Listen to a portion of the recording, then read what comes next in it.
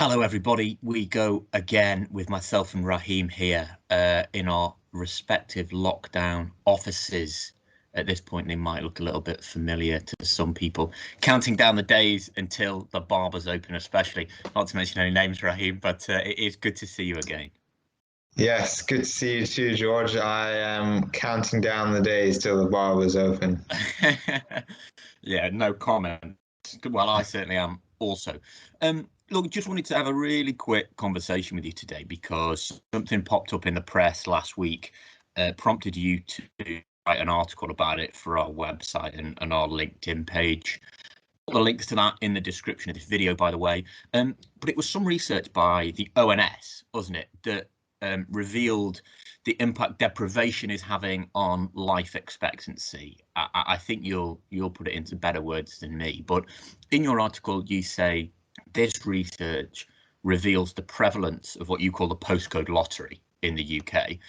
So yeah, just sort of take over and tell me a little bit about what this research actually says. Yeah, sure. So first, let me explain what I mean by the phrase postcode lottery. So the term refers to an unequal provision of public services such as healthcare and education, depending on the geographic area or postcode where one lives. So now, obviously, it's not a consequence of your actual postcode, but rather of local budgets and decision making at various levels.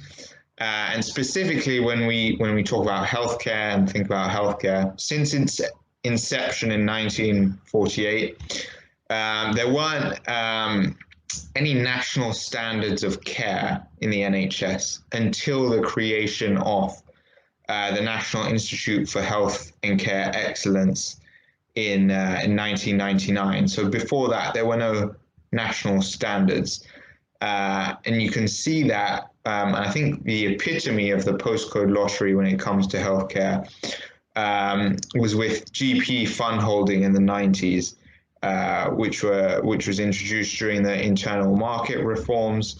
And basically, patients of budget holding family doctor practices had faster access to hospital treatment than patients of non-fund holding GP practices.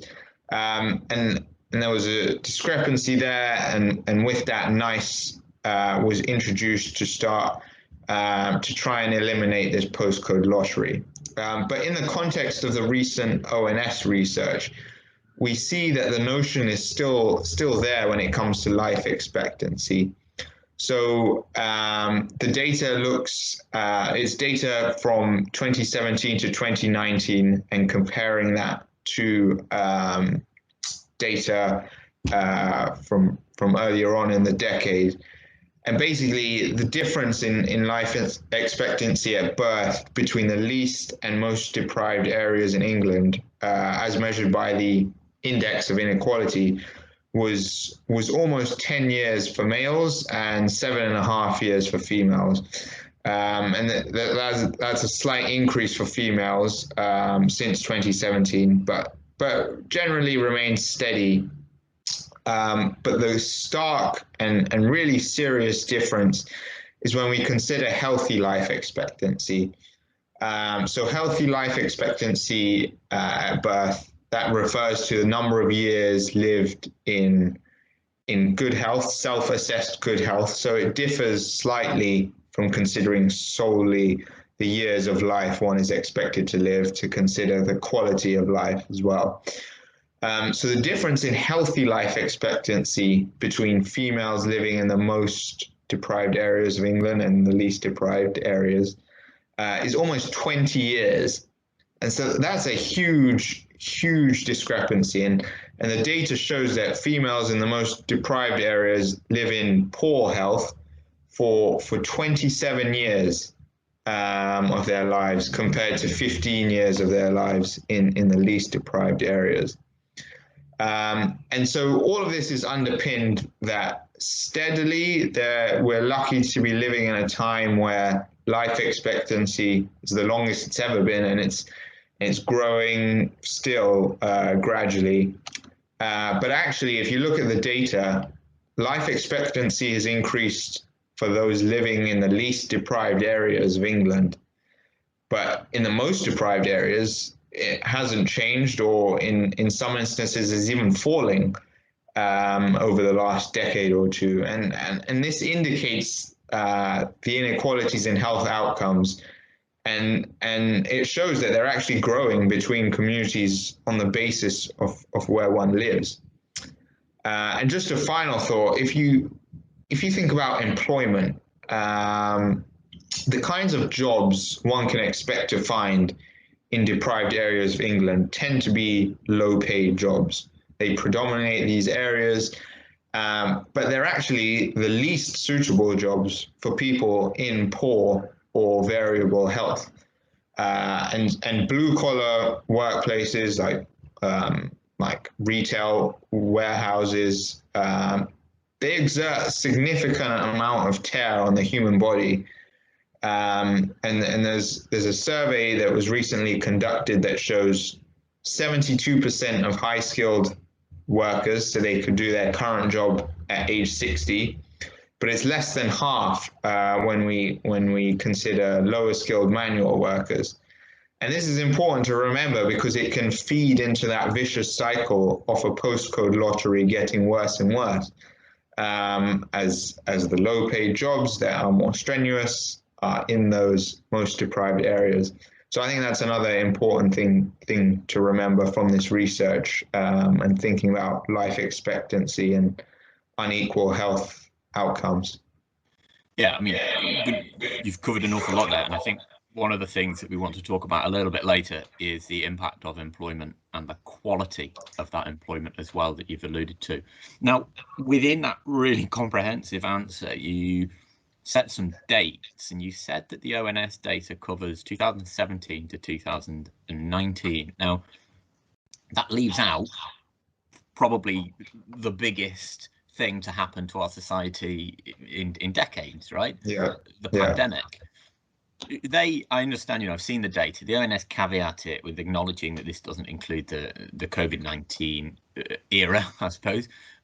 When we do get round to see that data, what do you expect it to show? How is COVID going to frame this, do you think? I'm not optimistic. Yeah, no, me neither. I don't think it will show a better picture than the data shows right now. And actually, the effects of COVID might actually be seen in data several decades from now.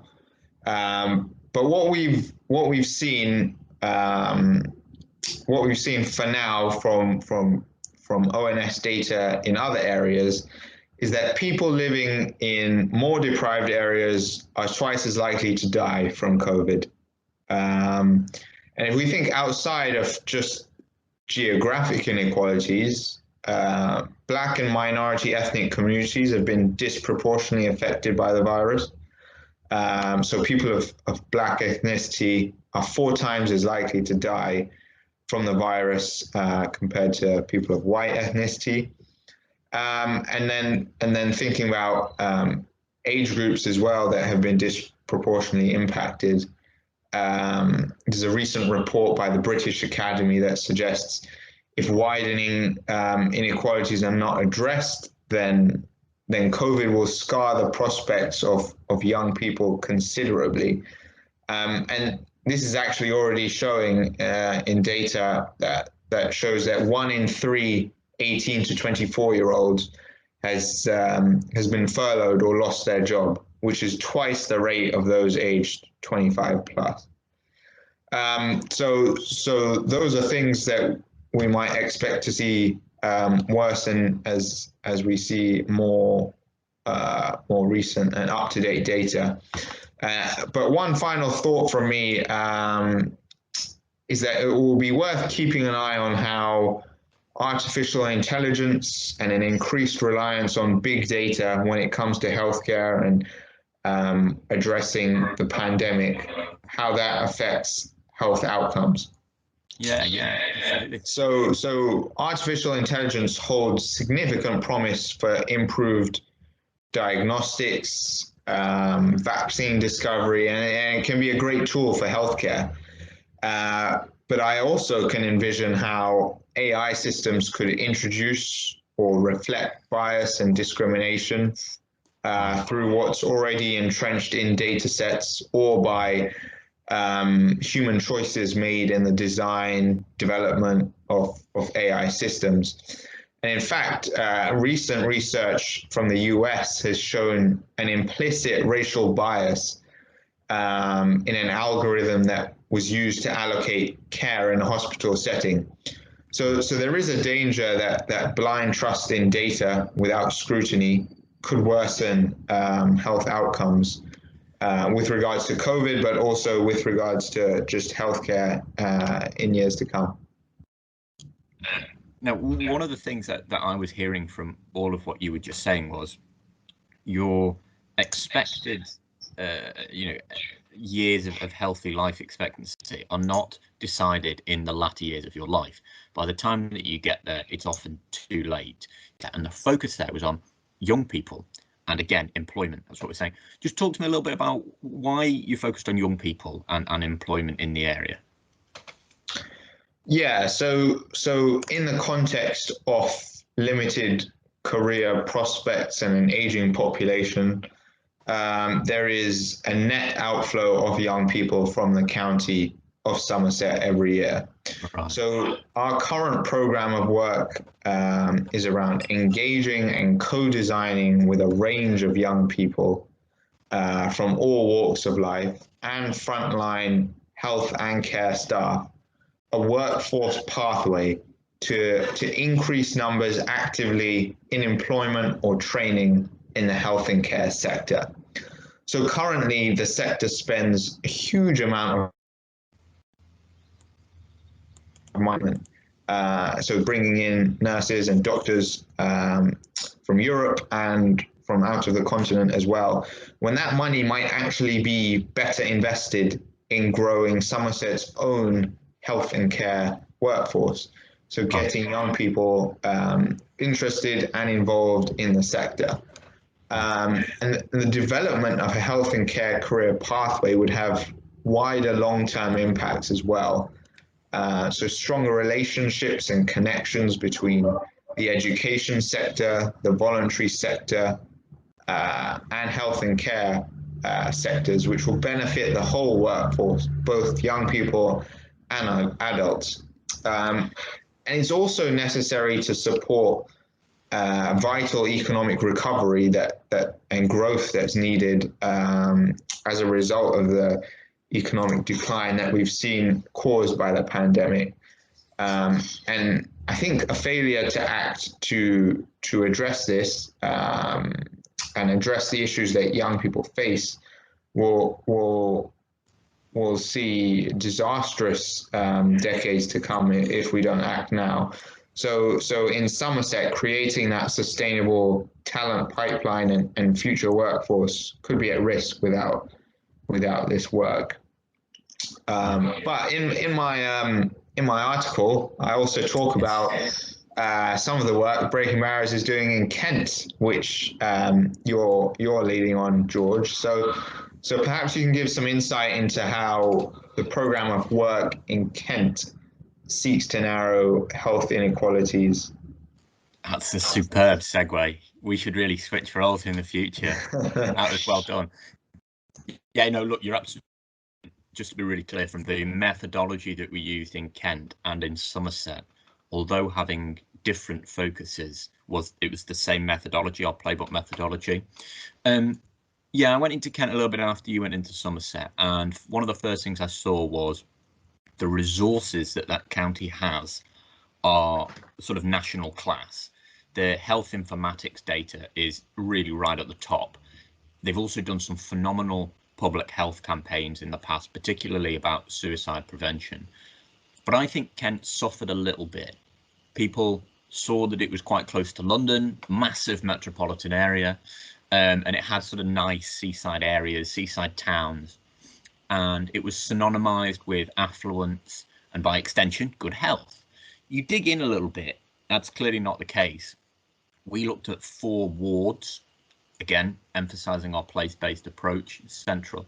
We looked at 4 wards in the Isle of Sheppey and 2 wards in Northfleet. That was interesting because you compared a rural area of Kent with an urban area of Kent, Northfleet being very, very close to London, Isle of Sheppey being very, very rural out on the coast. For those who know Kent, they will recognise both Northfleet and the Isle of Sheppey as kind of hotspots of lagging social determinants of health.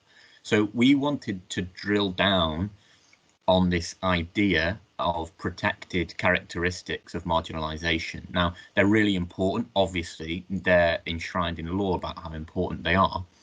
But we thought, and we hope that we will prove correct, that definition was a bit too narrow. So if you're a commissioner or whatever, and you're looking at a marginalised group who you might need to provide services for, those protected characteristics are one area that you look at.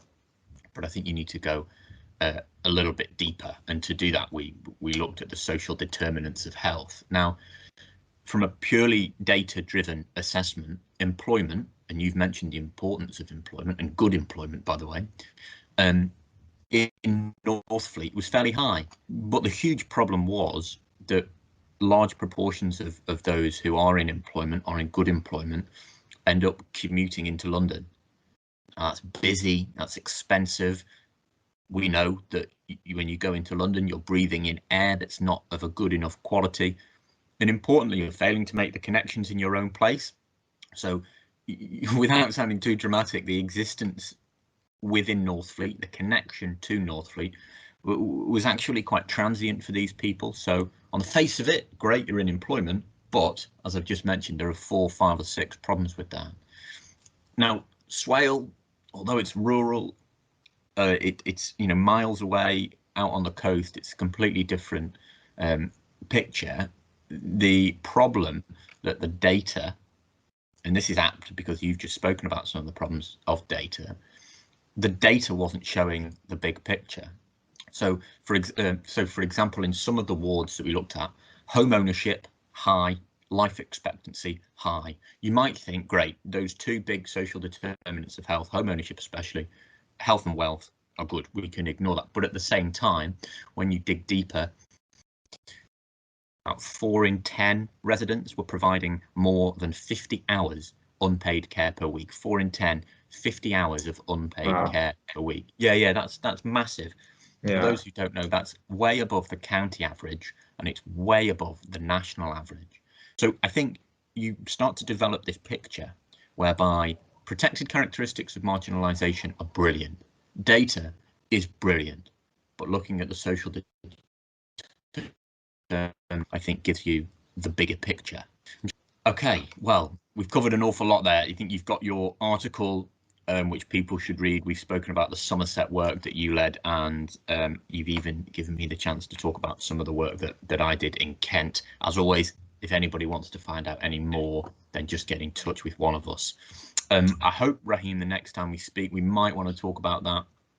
The government report on racial and ethnic disparities that's just come out, but yeah, who knows what the next week will bring. As soon as it takes me to read all 250 pages of it. Yeah, well, that won't be too long. I'm sure that's your bedtime reading tonight. Not too long at all. Yeah. Over the long weekend, that's what I'll be doing. Exactly. Good stuff. Well, hopefully we can come back and chat about that fairly soon. Good to see you as always. You too. Take care. See you then.